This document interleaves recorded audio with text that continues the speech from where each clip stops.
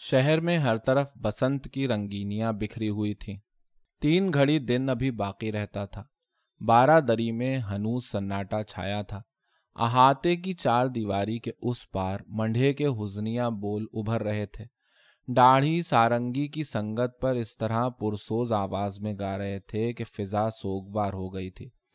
باقر نواب کے زنان خانے میں تو کوہرام برپا تھا۔ مہر عالم کی ماں، بہنیں اور دوسری رشتہ دار خواتین بلک بلک کر رو رہی تھیں۔ مہر عالم کو گلے لگا کر خود بھی آنسو بہاتیں اور اسے بھی دل گرفتہ کرتیں۔ روتے روتے اس کی ہچکیاں بند گئی تھیں۔ نجو اور طلعت آرا ابھی تک ڈیوڑھی میں کھڑی تھیں۔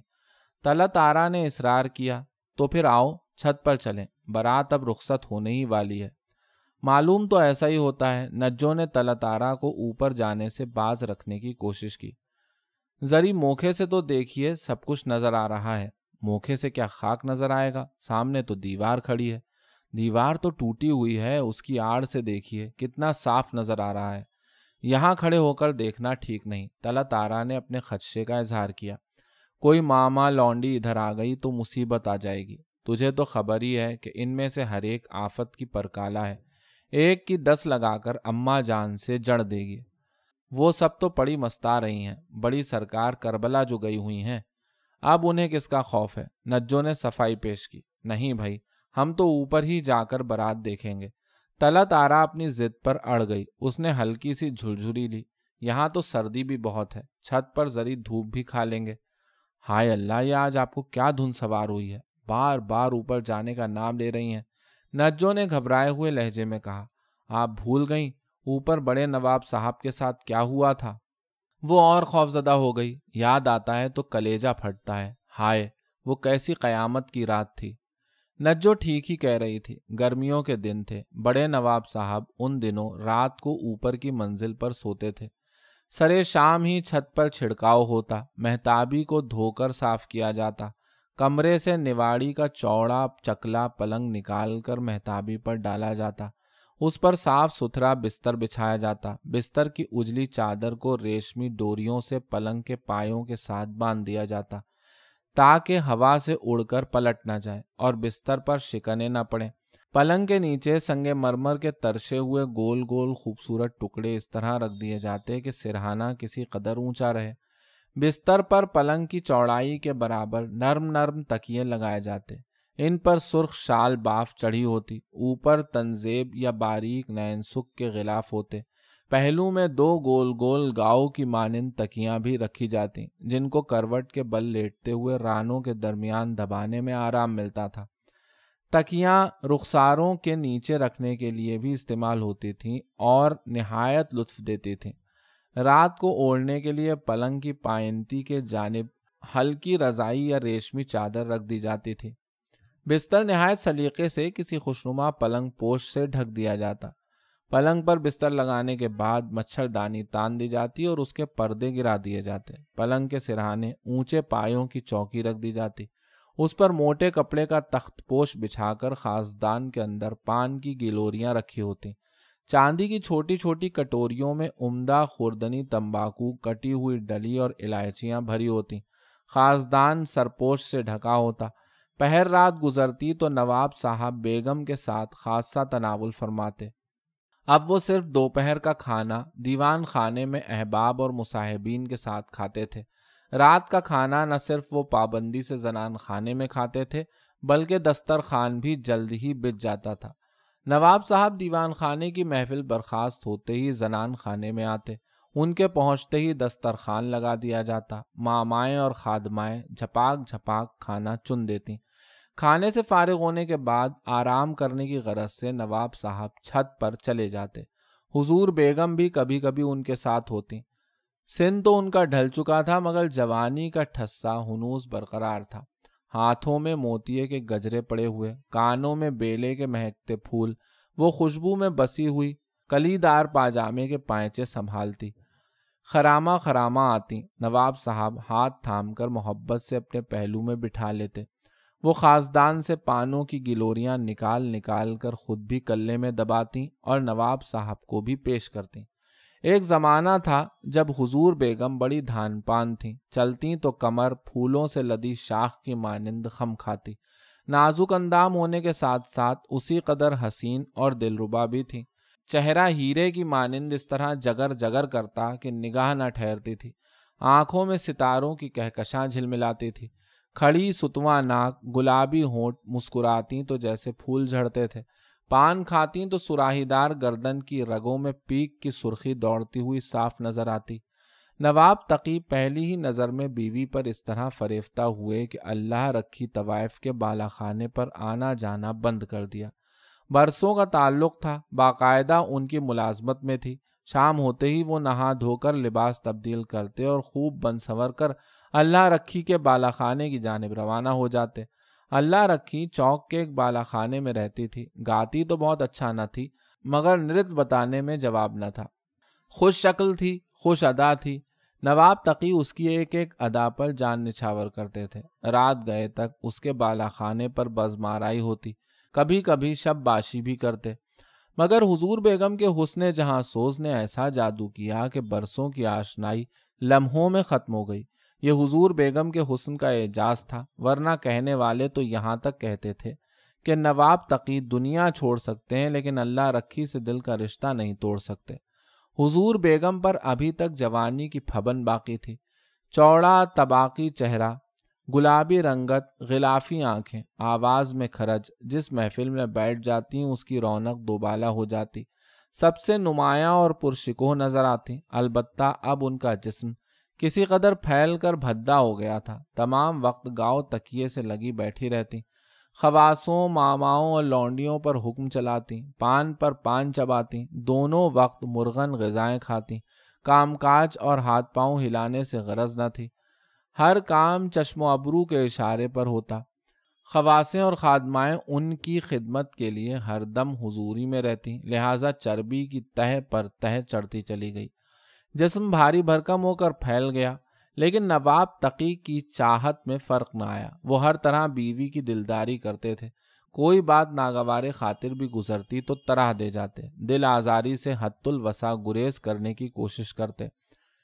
یہ مئی کی ایک گرم رات تھی، ہر طرف اجلی اجلی چاندنی چٹکی ہوئی تھی، نواب تقی چھت پر تنہا تھے، مقدمہ ابھی ختم نہ ہوا تھا، نواب صفی مقدمے بازی کو طول دینے کے لیے ہر طرح کوشاں تھے، ان کے وکیل نے قانونی نکتے کا سہارا لے کر نئی پیچیدگی پیدا کر دی تھی۔ اس صورت احوال سے ان دنوں ان کی طبیعت مقدر تھی۔ اس روز حضور بیگم سے بھی کچھ کھٹ پٹ ہو گئی تھی۔ ہوا یہ کہ داروغہ میر نصیر نے ایک نئی لونڈی خدمت کے لیے پیش کی تھی۔ لونڈی کا نام شبرتیہ تھا، گونڈا کی رہنے والی تھی، کچھ عرصے تک داروغہ میر نصیر کے پاس بھی رہ چکی تھی، چنانچہ ان کے اعتماد کی بھی تھی۔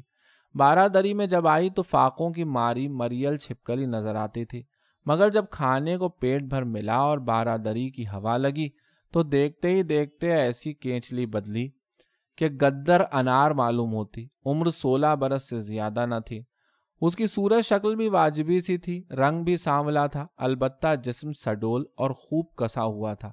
اب تو چہرے سے سرخی بھی جھلکتی تھی، جوانی تھی کہ پھٹی پڑتی تھی، چلتی تو زمین پر پاؤں نہ پڑتا، بدن کا ایک ایک عضو تھرکتا تھا، لہنگا پھڑکاتی چھلاوے کی مانند کبھی یہاں کبھی وہاں، شوخ اور الہڑ ایسی تھی کہ بات بات پر اس کی بتی سی کھل جاتی۔ نواب تقی ویسے تو بیوی کے غلام تھے لیکن مزاج میں ہمیشہ سے رنگینی اور تماش بینی تھی۔ شادی سے پہلے ان کی شامیں چوک کے بالا خانوں پر گزرتی تھیں۔ اللہ رکھی کے علاوہ ہر عشوہ تراز اور طرحدار طوائف سے مراسم تھے، مگر اب انہوں نے چوک کے طواف کرنا چھوڑ دیے تھے۔ بالا خانے کی بزمارائیوں کو بھی مدت ہوئی خیر بات کہہ چکے تھے۔ کہتے ہیں چور چوری سے جائے لیکن ہیرا پھیری سے نہیں جاتا۔ نواب تقی کا حال بھی کچھ ایسا ہی تھا۔ حضور بیگم ان کے ان لچھنوں سے بے خبر نہ تھیں، لیکن یہ سوچ کر عام طور سے چشم پوشی سے کام لیتی کہ وہ بہرحال خاندانی نواب تھے، اور وہ نواب ہی کیا، عورت جس کی کمزوری نہ ہو۔ خود ان کے سامنے والد مرحوم کی مثال تھی، بڑھاپے میں بھی ایک طوائف باقاعدہ ملازم رہی، خود کبھی چوک کے کسی بالا خانے پر نہ جاتے تھے، طوائف کو بلوا لیتے، وہ مہینوں ان کے ساتھ دیوان خانے میں قیام کرتی، زنان خانے میں بھی اس کی آمد و رفت رہتی تھی۔ حضور بیگم کی والدہ نے کبھی اس کی آمد پر منہ نہ بگاڑا، نہ کسی طور نفرت کا اظہار کیا۔ شوہر کی دلداری منظور تھی، لہٰذا اس کی بھی دلداری کرتی تھی، پاس بٹھاتی تھی، پان اور شربت سے تواضع کرتی تھی۔ حضور بیگم نے اپنے چچاؤں اور ماموؤں کی محل سرا کا بھی یہی حال دیکھا تھا۔ سب طوائفیں بے دھڑک زنان خانوں میں آتی جاتی تھیں، البتہ ایک ممانی اس معاملے میں بڑی سخت گیر واقع ہوئی تھی۔ انہیں دیوان خانے میں طوائف کے رہنے پر کوئی اعتراض نہ تھا، لیکن زنان خانے کی انگنائی میں قدم رکھنے کی کبھی اجازت نہ دی۔ میاں سے اس سلسلے میں خاصی رنجش رہی، بڑا ہنگامہ برپا ہوا، مگر وہ ضد کی ایسی پکی تھیں کہ اپنی بات منوا کے رہیں۔ شبرتیہ جلد ہی نواب صاحب کی نظروں میں کھپ گئی۔ اتفاق سے حضور بیگم ان دنوں اپنی بھانجی کی شادی کے سلسلے میں بڑی بہن کے گھر میں مقیم تھیں۔ دونوں بہنوں میں اس قدر محبت تھی کہ ایک دوسرے پر جان چھڑکتی تھیں۔ بڑی بہن نے شادی سے مہینے بھر پہلے ہی حضور بیگم کو اپنے پاس بلا لیا تھا اور بیٹی کی شادی کی تمام ذمہ داری ان کے سپرد کر دی تھی۔ نواب صاحب نے بیوی کی غیر حاضری سے فائدہ اٹھایا، شبرتیہ کو بے دھڑک خلوت میں بلا لیتے۔ وہ الڑ ہونے کے ساتھ ساتھ پیٹ کی بھی ہلکی تھی۔ دوسری ماماؤں اور لونڈیوں سے نواب صاحب کی خلوت کے راز اترا اترا کر نہایت دھڑلے سے سناتی۔ اس نے کام کاج بھی چھوڑ دیا تھا۔ نواب صاحب دیوان خانے میں ہوتے اور وہ دن بھر اپنی چارپائی پر پڑی اینڈتی رہتی۔ شام ہوتے ہی کنگھی چوٹی کر کے نواب صاحب کے انتظار میں بیٹھ جاتی۔ حضور بیگم شادی سے واپس آئیں۔ شبرتیہ کے رنگ ڈھنگ دیکھے تو خون کھولنے لگا۔ بیساکھ کا مہینہ ختم ہو رہا تھا، گرمی بڑھ گئی تھی۔ نواب صاحب بالائی منزل پر سوتے تھے۔ رات کو ان کی خدمت کے لیے ایک پیش خدمت مقرر تھی۔ وہ زینے کے پہلو میں واقع 2 چھتی میں رہتی۔ رات کو کسی وقت کوئی بھی ضرورت پیش آتی تو نواب صاحب اسے طلب کرتے۔ حضور بیگم نے اس خدمت کے لیے کسی اور خادمہ کو مقرر کیا تھا، مگر ان کی عدم موجودگی میں نواب صاحب نے یہ خدمت شبرتیہ کے سپرد کر دی تھی۔ بیگم نے یہ تبدیلی دیکھی مگر خاموش رہیں، دل ہی دل میں سلگتی رہتی۔ شامت اعمال ایک روز شبرتیہ نے حسب معمول باتوں باتوں میں ایک خواص سے جوانی کے زوم میں یہ بھی کہہ دیا کہ نواب صاحب تو حضور بیگم کو ذرا بھی نہیں چاہتے، کہتے ہیں کہ وہ تو صرف نام کی بیگم رہ گئی ہیں، کسی کام کی نہیں، پاس بٹھانے کو بھی جی نہیں چاہتا، بوڑھی ڈھڈو ہو گئی ہیں۔ وہ کیا ساری ہی خواصیں اور دوسری خادمائیں شبرتیہ کی چڑھی کمان دیکھ کر اندر ہی اندر جلتی تھی۔ خواص نے شبرتیہ کی باتیں سنی تو فوراً حضور بیگم کی خدمت میں حاضر ہوئی۔ شبرتیہ کی ایک ایک بات بیان کی۔ سنتے ہی حضور بیگم شعلے کی طرح بھڑک اٹھیں، اپنی اس قدر تحقیر برداشت نہ کر سکیں۔ شبرتیہ کو بلا کر خوب فضیطہ کیا۔ شبرتیہ کو نواب صاحب کی چاہت کا مان تھا۔ زبان درازی کی کوشش کی تو حضور بیگم نے غضبناک ہو کر جوتی اٹھائی اور دھڑ سے شبرتیہ کے منہ پر دے ماری۔ جوتی کی چوٹ کھا کر وہ زور زور سے رونے لگی۔ اس کے اس طرح رونے دھونے پر حضور بیگم اور چراغ پا ہو گئیں، زور سے دہاڑی، شفتل قطامہ، چوری اور سینہ زوری، کیسا فعل مچا رہی ہے، دور ہو جا میری نظروں کے سامنے سے، میں تیری صورت بھی یہاں دیکھنا نہیں چاہتی۔ شبرتیہ نے گھبرا کر صفائی پیش کرنا چاہی مگر حضور بیگم نے اس کی ایک نہ سنی، کھڑے کھڑے نکال باہر کیا۔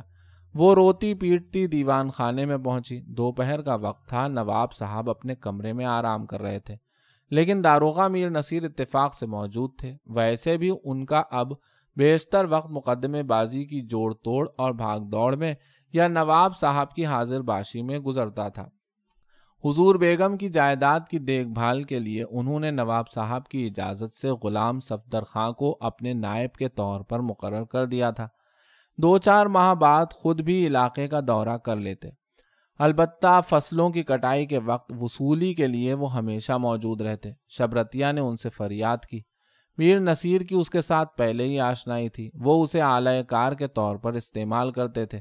جو نواب صاحب سے براہ راست نہ کہہ سکتے تھے، شبرتیہ کے ذریعے پہنچا دیتے۔ 12 دری میں شبرتیہ کی موجودگی اور نواب صاحب کا قرب داروغہ نصیر کے لیے نہایت کارآمد تھا۔ داروغہ نصیر نے شبرتیہ کو تسلی دی، دل جوئی کی باتیں کی۔ سہ پہر کو نواب صاحب بیدار ہوئے تو داروغہ نصیر نے شبرتیہ کا مقدمہ ان کے روبرو پیش کیا۔ شبرتیہ نے بھی رو رو کر اپنی بپتا سنائی۔ نواب صاحب کے دل میں ابھی تک شبرتیہ کی چاہت موجود تھی۔ انہوں نے توجہ سے سب کچھ سنا اور اطمینان دلایا کہ بیگم کو سمجھا بجھا کر شبرتیا کو معافی دلا دیں گے، پریشان ہونے اور خود کو ہلکان کرنے کی چندہ ضرورت نہیں۔ داروغہ میر نصیر مطمئن ہو گئے۔ انہوں نے شبرتیا کو بارادری سے جانے نہ دیا۔ مہمانوں کے قیام کے لیے جو کمرے تھے ان میں سے ایک کمرے میں اسے ٹھہرا دیا۔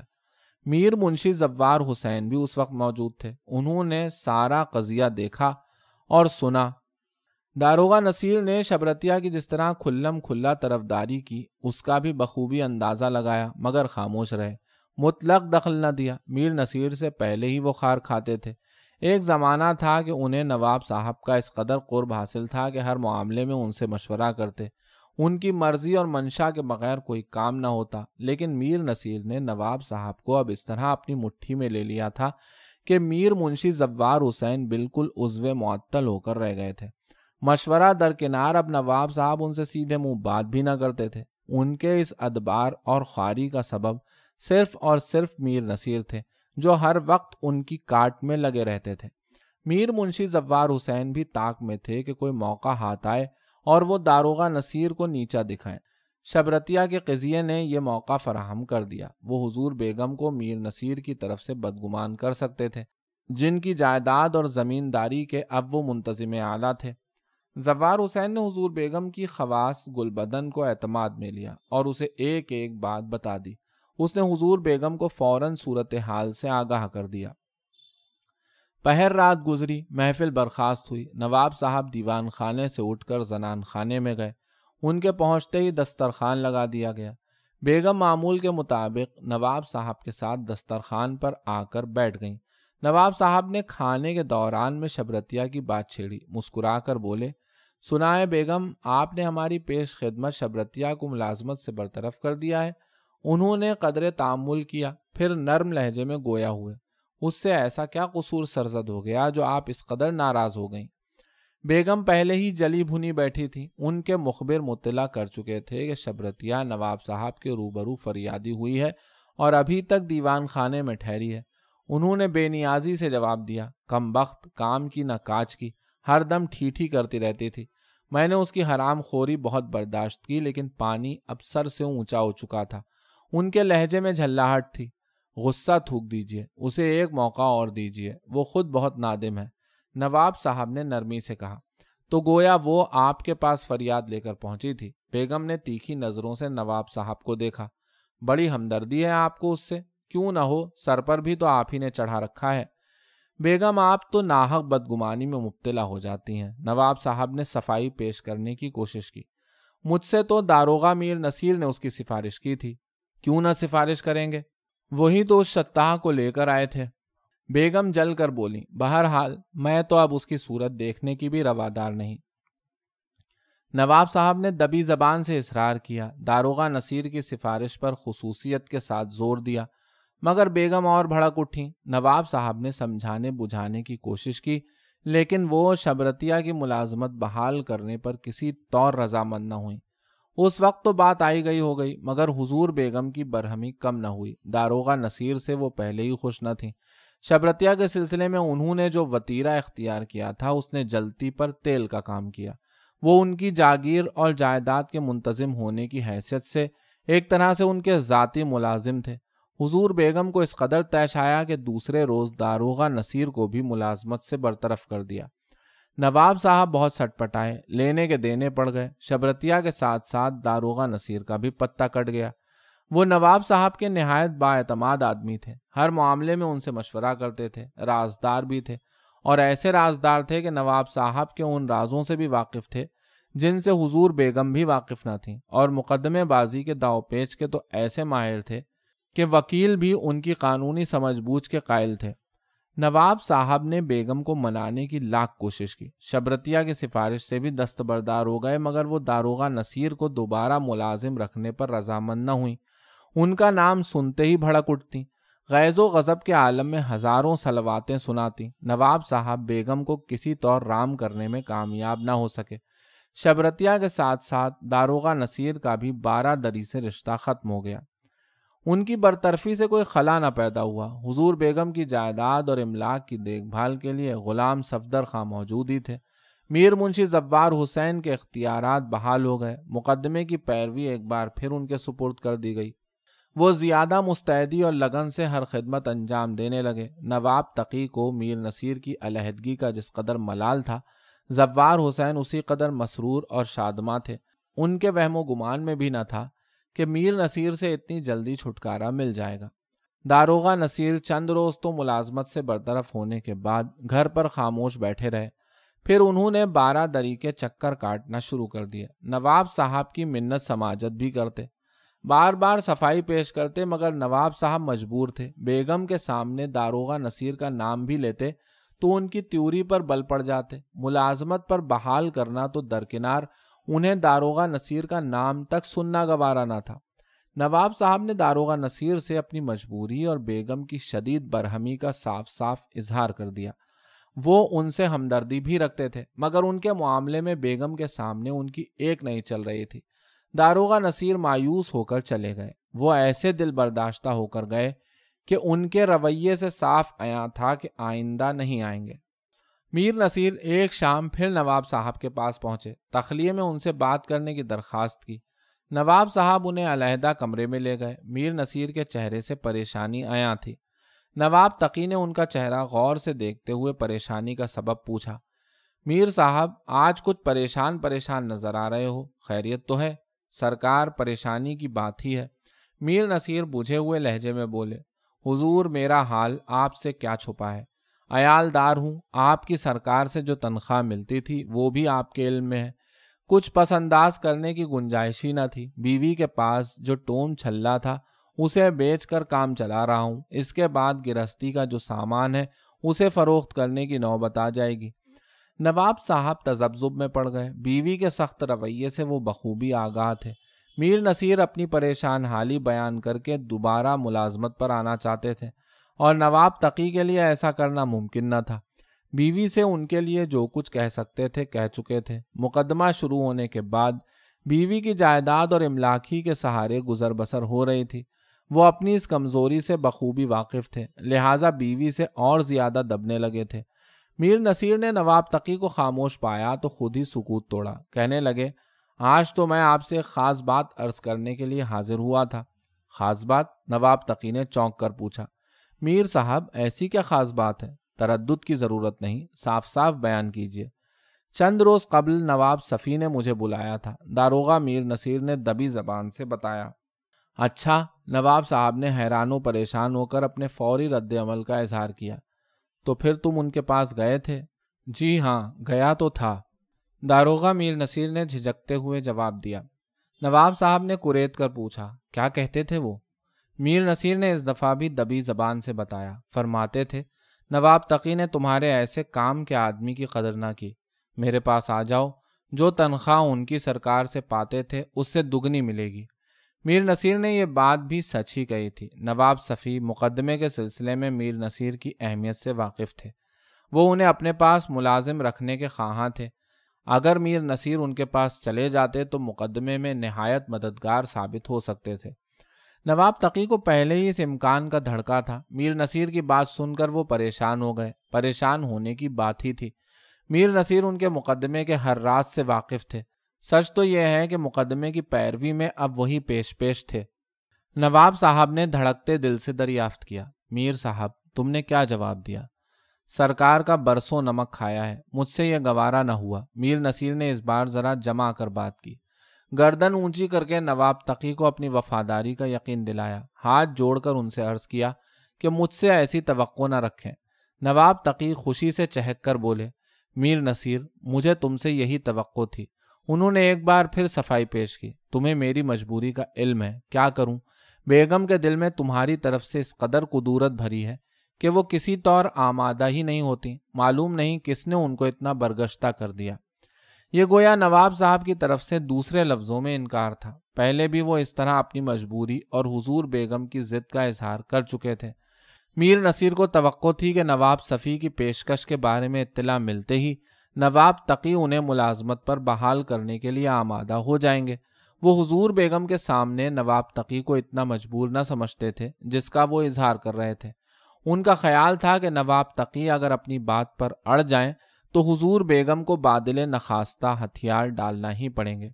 نواب تقی بہرحال ان کے شوہر تھے، اور شوہر کی اطاعت اور فرما برداری ان کی گھٹی میں پڑی تھی۔ میر نصیر نے اس دفعہ پینترا بدلا، نئے ڈھب سے بات شروع کی، جھجکتے ہوئے بولے، نواب صفی سے ملنے کے بعد مجھے ایک فکر لاحق ہو گئی ہے۔ اسی پریشانی میں دن رات غلطاؤں پیچا رہا۔ جب پریشانی زیادہ بڑھی تو سرکار کی خدمت میں حاضر ہو کر اس کا اظہار کرنا مناسب سمجھا۔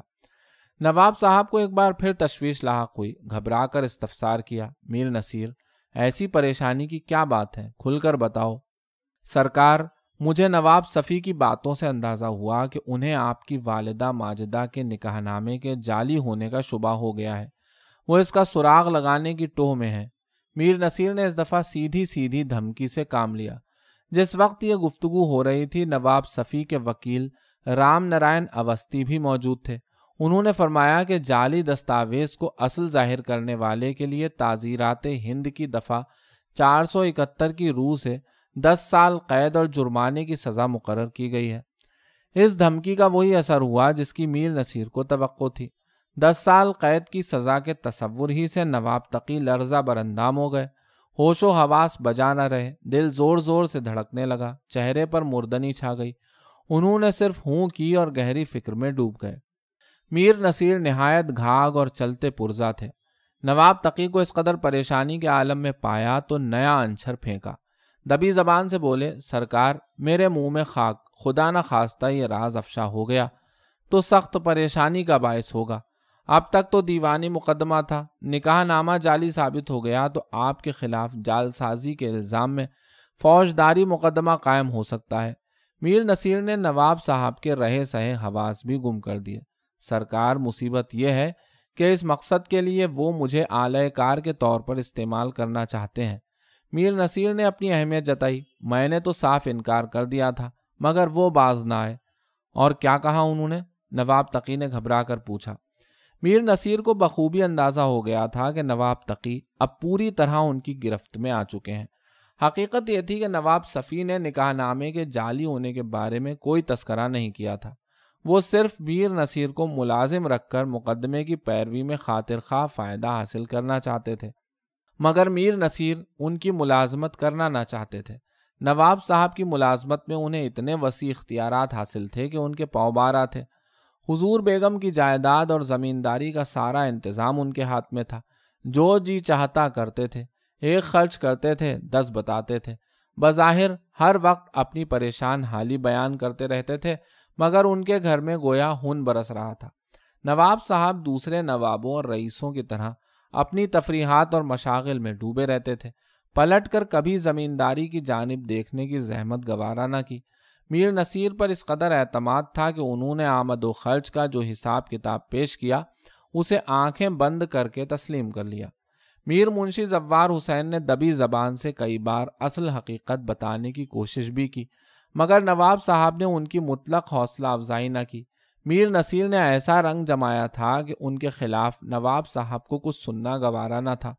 میر نصیر نے نواب تقی کو سخت تشویش کے عالم میں پایا تو مسکین سی صورت بنا کر خود کو معصوم ثابت کرنے کی کوشش کی۔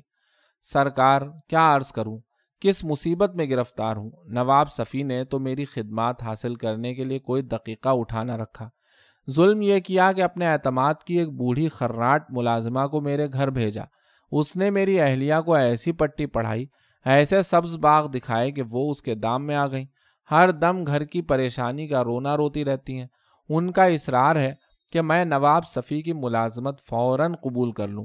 انہوں نے تو میرا ناک میں دم کر دیا ہے۔ سرکار، آپ جانتے ہیں کہ یہ عورتیں تو ہوتی ہی ناقص العقل ہیں۔ میں سمجھاتا ہوں تو ان کی سمجھ میں خاک نہیں آتا۔ انہیں تو صرف اپنی پریشانی کی فکر ہے۔ ٹھیک کہہ رہے ہو میر نصیر، نواب صاحب نے ان سے اتفاق رائے کیا۔ ان کے سامنے حضور بیگم کی ضد اور ہٹ کی نظیر تھی۔ یہ عورتیں زندگی کے نشیب و فراز کو بالکل نہیں سمجھتیں۔ سرکار، سب سے بڑی مصیبت یہ ہے کہ میں نواب صفی سے ملنے سے کترا رہا ہوں اور انہوں نے اپنے ملازمین کو اس طرح میرے پیچھے لگا دیا ہے کہ ان سے چھپتا پھرتا ہوں۔ گھر میں رہتا ہوں تو بیوی ناطقہ بند کر دیتی ہے۔ سمجھ میں نہیں آتا کیا کروں۔ میر نصیر دبی زبان سے گویا ہوئے۔ یہی نظر آتا ہے کہ نواب صفی کی ملازمت بدرجہ مجبوری اختیار کرنا ہی پڑے گی۔ آپ جانتے ہیں کہ میں نے کبھی نمک حرامی نہیں کی۔ اب ان کا نمک کھاؤں گا تو اس کا حق تو بہرحال ادا ہی کرنا پڑے گا۔ کیا عرض کروں، جان ضیق میں ہے۔ اسی پریشانی کے عالم میں حضور کی خدمت میں حاضر ہوا ہوں، حکم دیں کہ میں کیا کروں۔ نواب تقی نے خود کو سنبھالا، میر نصیر کو تسلی دی اور وعدہ کیا، میں آج بیگم سے تمہارے بارے میں دو ٹوک بات کروں گا، یقین ہے کہ کوئی نہ کوئی سبیل پیدا ہو جائے گی، مگر سرکار میرے بارے میں جلد فیصلہ ہو جانا چاہیے۔ میر نصیر نے عاجزی سے کہا، میں تو اس سرکار کا پرانا نمک خوار ہوں، دوسری سرکار اور وہ بھی آپ کی شدید مخالف سرکار سے وابستگی کو میرا ضمیر گوارا نہیں کرتا، مگر اس مجبوری کو کیا کروں، کیسے بیان کروں۔ میر نصیر کی آواز بھرا گئی۔ نواب تقی بہت متاثر ہوئے، ان کی دلجوئی کی، ہر طرح اطمینان دلایا۔ میر نصیر دعائیں دیتے ہوئے معمول کے مطابق رخصت ہو گئے۔ میر نصیر کی باتوں نے نواب تقی کے ذہن میں خلفشار پیدا کر دیا تھا، ان کی پریشانی برقرار رہی۔ اسی بے چینی کے عالم میں شام گزری، اندھیرا بڑھنے لگا۔ آخر دل بہلانے کو انہوں نے شطرنج کی بساط بچھائی، لیکن دماغ حاضر نہ تھا۔ ذہن میں ایسی ہلچل برپا تھی کہ چالیں الٹی سیدھی چلتے تھے۔ دیوان خانے سے اٹھ کر زنان خانے میں گئے تو بدستور پریشان اور فکر مند تھے۔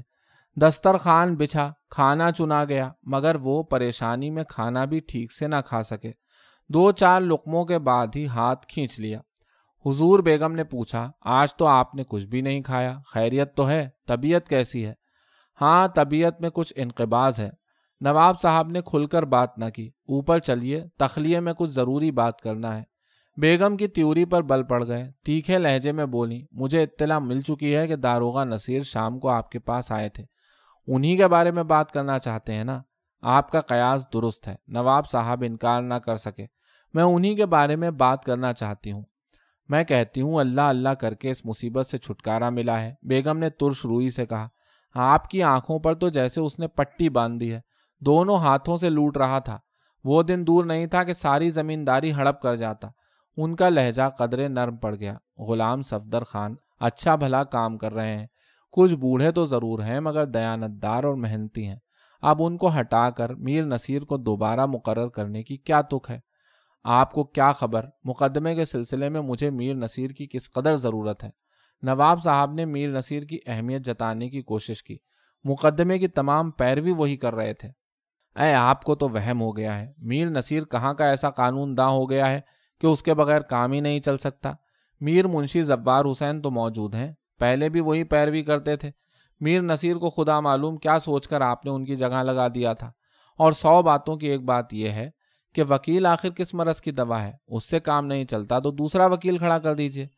مگر مجھے تو اپنے مقدمے کے لیے داروغہ میر نصیر ہی کی ضرورت ہے۔ نواب صاحب نے اصرار کیا، زور دے کر کہا، بیگم آپ بات کو سمجھنے کی کوشش تو کیجئے۔ میں خوب سمجھتی ہوں، اب زیادہ سمجھانے کی ضرورت نہیں۔ بیگم تنک کر بولی، بہت ہو چکی اس منہ الفتح کی سفارش، میں نے 1000 دفعہ کہہ دیا کہ میں اس منحوس کا نام بھی سننا نہیں چاہتی۔ نواب صاحب نے ان کو ایک بار پھر رام کرنے کی کوشش کی، مگر حضور بیگم آپے سے باہر ہو گئیں۔ خادماؤں اور خواصوں کی موجودگی ہی میں نواب صاحب کو اس بری طرح جھڑکا کہ ان کی سوئی ہوئی مردانگی جاگ اٹھی۔ بیگم کو قہر آلود نظروں سے گھور کر دیکھا، صرف اتنا کہہ سکے، بیگم آپ کی زبان بہت چل گئی ہے، آپ حد سے تجاوز کرتی جا رہی ہیں۔ بیگم نے ان کو کبھی اس قدر غیظ و غضب کے عالم میں نہ دیکھا تھا۔ بات کو آگے نہ بڑھایا، خاموش بیٹھی رہیں۔ نواب صاحب منہ پھلائے ہوئے اٹھے، زینے کی جانب بڑھے اور سیڑھیاں طے کرتے ہوئے اوپر چھت پر چلے گئے۔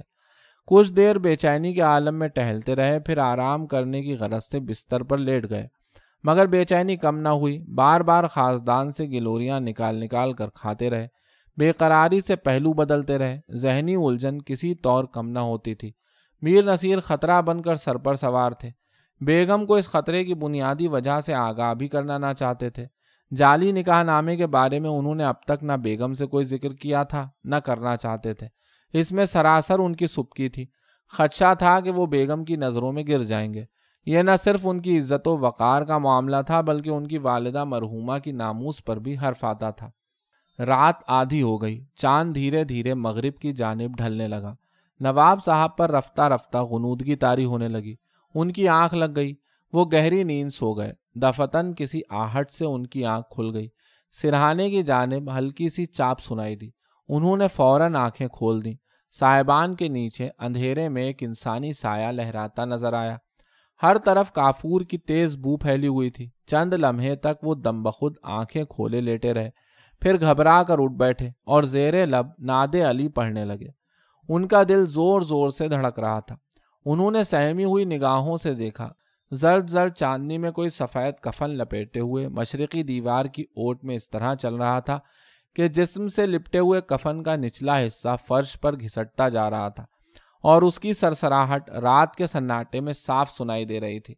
چاندنی سے وہ اندھیرے میں پہنچا اور آن کی آن میں چھلاوے کی مانند نگاہوں سے اوجھل ہو گیا۔ دہشت کے مارے نواب صاحب پر سکتہ سا طاری ہو گیا۔ آواز نکالنا چاہی تو نکل نہ سکی۔ انہوں نے خود کو سنبھالنے کی بہت کوشش کی، مگر سراسیمگی اس قدر بڑھی کہ دل بیٹھنے لگا۔ وہ نڈھال ہو کر بستر پر گر گئے، مگر قرار نہ آیا۔ فوراً اٹھ بیٹھے۔ انہوں نے ہاتھ بڑھا کر خاصدان کا سرپوش اٹھایا، سرخ صافی کو کھولا۔ اس میں صرف ایک گلوری موجود تھی۔ انہیں حیرت بھی ہوئی، مگر زیادہ توجہ نہ دی۔ گلوری گلے میں رکھی، چٹکی سے تمباکو اور ڈلی اٹھا کر منہ میں ڈالی اور آہستہ آہستہ پان چبانے لگے۔ چند ہی لمحے گزرے تھے کہ ان کا دم گھٹنے لگا۔ ایسا محسوس ہوا جیسے کوئی کلیجہ مسل رہا ہو۔ رہ رہ کر سینے میں ٹیس اٹھتی تھی۔ وہ لمبی لمبی سانسیں لے کر ہانپنے لگے، مگر درد کم ہونے کے بجائے سوا ہوتا گیا۔ قوت برداشت نے جواب دے دیا۔ انہوں نے کرہاتے ہوئے نذیرن کو آواز دی۔ وہ ان کی نئی پیش خدمت تھی، جسے شبرتیہ کو برطرف کرنے کے بعد نواب صاحب کی خدمت پر حضور بیگم کے حکم سے مقرر کیا گیا تھا۔ نذیرن زینے کے پہلو کی 2 چھتی میں سو رہی تھی۔ خلاف توقع اتنی رات گئے نواب صاحب کی آواز سنی تو ہڑبڑا کر اٹھی۔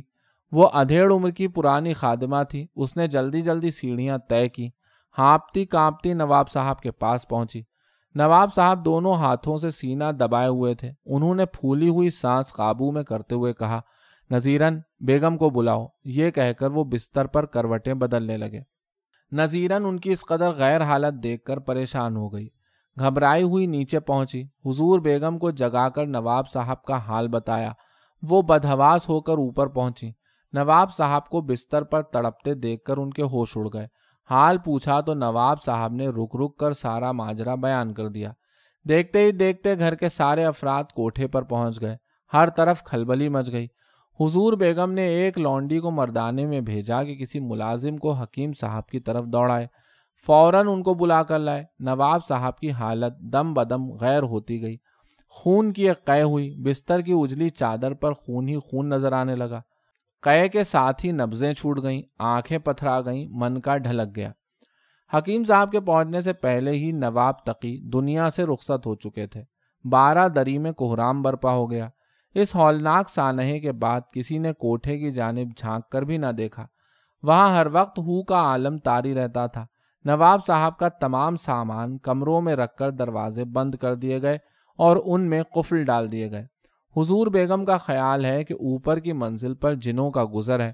نواب صاحب سے کوئی بے ادبی ہو گئی اور جنوں نے جلال میں آ کر ان کا کلیجہ چبا ڈالا۔